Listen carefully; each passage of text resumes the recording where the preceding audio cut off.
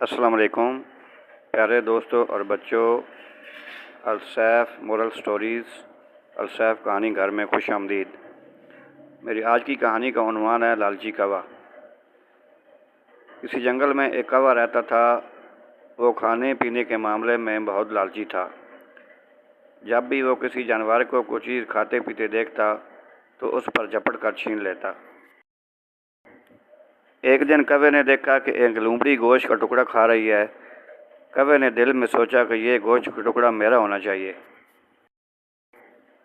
وہ لومڑی کے پاس جا کر زور سے بولا، لومڑی بہن تم بہت خوبصورت ہو، جب تم گانا گاتی ہو تو سارا جنگل تمہاری تعریف کرتا ہے۔ لومڑی نے جوں ہی اپنی تعریف سنی تو پھولی نہ سمائی اور اس نے گانا شروع کر دیا۔ جوں ہی لومڑی نے منہ کھولا تو گوشت کا ٹکڑا زمین پر گر گیا۔